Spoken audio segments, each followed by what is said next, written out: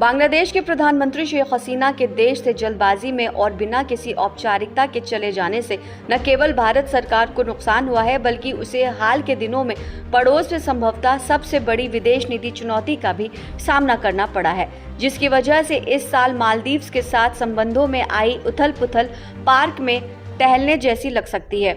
अपनी कई असफलताओं और घरेलू राजनीति में लगातार अस्थिर स्थिति के बावजूद भारत के नजरिए से हसीना ने धार्मिक चरमपंथियों और भारत विरोधी ताकतों को कंट्रोल में रखकर क्षेत्रीय स्थिरता के लिए काम किया। एनएसए अजीत डोभाल ने हिंडन एयरबेस पर हसीना से मुलाकात की। बहरहाल भारत की ओर से देर शाम तक ढाका में हुए घटनाक्रम पर कोई आधिकारिक प्रतिक्रिया नहीं आई, जिसने हसीना के खिलाफ विरोध प्रदर्शन को बांग्लादेश का आंतरिक मामला बताया था।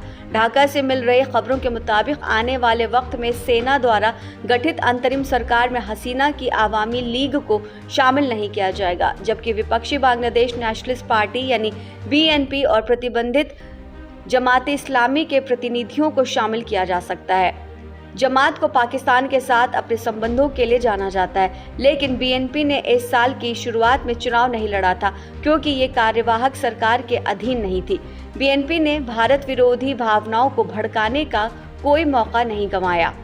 जमात और बीएनपी ने मिलकर जुलाई की शुरुआत में एक छात्र आंदोलन के रूप में शुरू हुए आंदोलन को शासन परिवर्तन के लिए एक हिंसक देशव्यापी आंदोलन में बदल दिया। वहीं भारत को उम्मीद होगी कि सेना नई सरकार पर एक नर्म असर डालेगी। फिर भी बहुत कुछ है जिसके बारे में उसे चिंता होगी।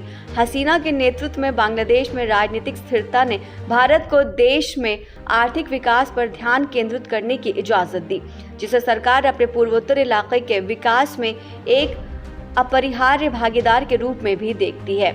ऊर्जा और कनेक्टिविटी पर ध्यान केंद्रित करने वाली विकास साझेदारी फली फूली।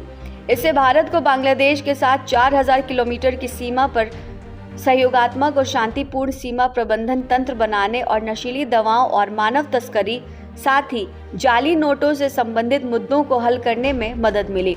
भारत इस बात को लेकर चिंतित होगा कि ढाका में नई सरकार के आने के बाद इस तरह की पहल कैसे प्रभावित होंगी।